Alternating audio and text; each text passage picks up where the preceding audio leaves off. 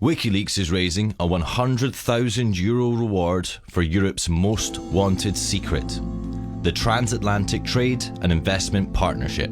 This is something enormous. It is about a final control, and it's the United States saying there may be another power in the world, but we will be the ultimate power. The TTIP is the most important thing that is happening in Europe right now. It's a secretive deal being negotiated between Europe and the United States. Once signed, it will cement a key part of the US government's plan to create a new global bloc that will ensure the dominance of its largest companies.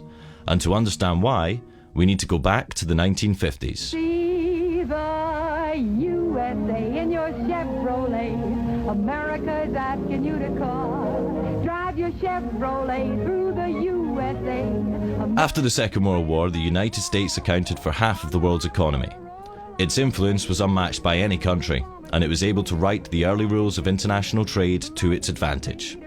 The World Trade Organization was created in this context, and the US dictated rules that favored American business.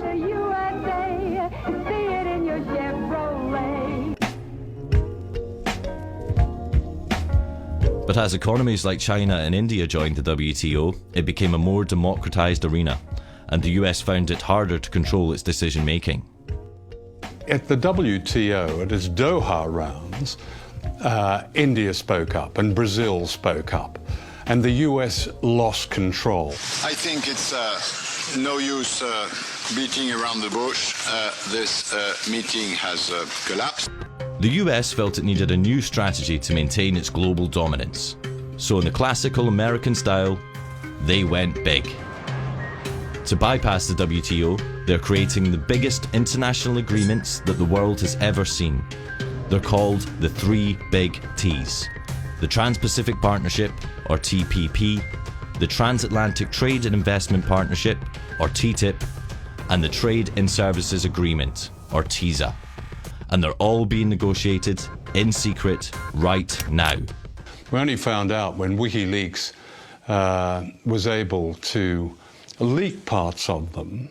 And what's interesting is when you look across all of these deals, whether it be TTIP, TPP or TISA, China is excluded, but also Brazil, Russia, India, South Africa, they're all excluded because those are the emerging economies. What is not often understood is that these agreements are part of a geopolitical war.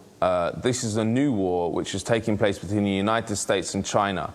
The United States is very scared of the rise of China, so it has moved to militarily encircle it through what is called the pivot to Asia, and now it's moving on to doing that economically. The basic idea which comes across from reading US strategy papers is the construction of a new grand enclosure. And to put inside this grand enclosure, the United States, 51 other countries, 1.6 billion people, and 2/3 of global GDP. To integrate Latin America away from Brazil and towards the United States, to integrate Southeast Asia away from China and towards the United States, and to integrate Western Europe, pulling it away from Eurasia as a whole and towards the Atlantic. Of the three big T's, Wikileaks has revealed 4 chapters of the TPP, which affects 12 countries in the Americas and Southeast Asia. We also obtained and released the core text of TISA, which affects 52 countries, including the EU. But nearly all of TTIP is still secret. When signed, TTIP will cover half of global GDP and will affect every European member state. Yet EU parliamentarians have serious restrictions in accessing the proposed agreement. Yeah, I find it incredible as well that for something which is a trade agreement, not a matter of life and death in terms of security, where maybe you can understand some restrictions, and we don't even like those very much, but for a trade agreement, you know, that we can't actually make notes about what it is we're reading, issues that we might want to take away to look into, which actually might reassure us, you know, if we really were able to sort of take this away and look at it in depth. We don't have access to the key documents, the most important ones, because the devil is in the detail. When it comes to trade agreements, you need to know exactly what's in the text so that you can assess what the impact's going to be. If EU parliamentarians want to see the TTIP, they have to call the US embassy and make an appointment. The appointments are only available 2 days a week for 2-hour time slots. Only 2 parliamentarians are permitted at once. They go to the US embassy, they have to hand in every electronic device, so they cannot possibly make a copy. They must agree to keep everything confidential, and then they're led to a secure reading room where 2 US embassy guards watch everything that they do. How can EU parliamentarians possibly understand what they're negotiating for Europe under these circumstances? The world's biggest corporations don't have the same problem. They have been receiving VIP access from day one and have had abundant influence in the negotiations. People, the likes of you and I, are excluded. Governments, to a great extent, are excluded. Those who are included are the multinational corporations.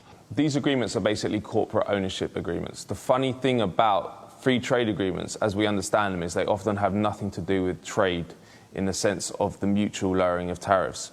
What they're about is enshrining an investor rights regime in the respective countries and ensuring that corporations can run wild in the respective economies with very, very little regulation or impingement by government or authorities. These treaties will have huge, huge implications for literally almost every critical issue that an individual citizen or community would care about: health, education, the environment, privacy, access to medicines. I mean, the list could go on. One of the most criticised aspects of TTIP is a system called the Investor State Dispute Settlement, or ISDS. It's a secretive international tribunal that allows companies to sue states over virtually anything that they can claim affects their investment. If a protest affects their profits, they can sue. If laws affect their profits, they can sue. If new regulations might impact where or what they want to do with their money, they can sue.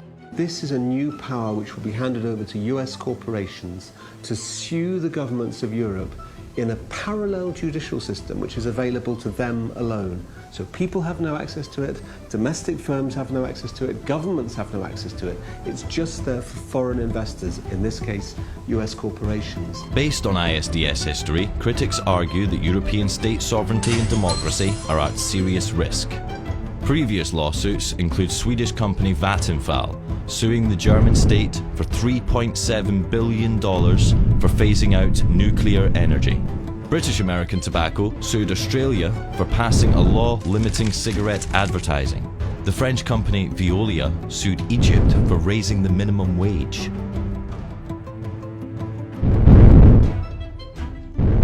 TTIP advocates say that in order for the EU and US to become a single market, regulatory barriers need to be eliminated. This way, for example, a US seatbelt manufacturer already selling seatbelts domestically wouldn't need to test for safety a second time, as the EU would agree to recognise the US safety standards. They argue that this would save costs, create jobs, and lower prices for consumers. But just how safe are US standards? So in the USA, 70% of all processed food sold in supermarkets contains genetically modified ingredients, whereas in the European Union, we've said quite clearly we don't want GM ingredients in our food chain. Similarly, in the US, 90% of all beef is produced using growth hormones, which have been found to be carcinogenic in humans. So they're banned in the European Union. And what the US government is saying is that under TTIP, under the free trade rules that they want to bring in, European consumers don't get the right to choose. TTIP includes all the most important public sectors in Europe, including education, water, railways, postal services, and most controversially, it also includes public health services. What is so scary about this is that corporations want to lock in their power. So they not only want increased power, but they want to make it impossible for sovereign governments to reverse the changes which are going to give them power. So, for example, with TTIP, if it passes with ISDS in it, the privatisation of the National Health Service, which is happening in the UK, can never be reversed. What is democratic about an enormous imposition of power on countries whose citizens have no way of knowing what's going on, of debating it, or influencing their government in its decision. That's anti-democratic. The history of these agreements shows that they're very difficult to change unless people can see what's in them. And that's why they're kept secret. Because when the contents are revealed, it generates an opposition. Wikileaks has had considerable success delaying the TPP and opening up the debate around it and the teaser by releasing the secret draft texts. Our publication of an earlier proposed US-EU agreement, the ACTA, killed it entirely. Wikileaks is raising a €100,000 reward for Europe's most wanted secret, the Transatlantic Trade and Investment Partnership. Help the world become a more transparent place. Do your part. Go to wikileaks.org/TTIP-reward.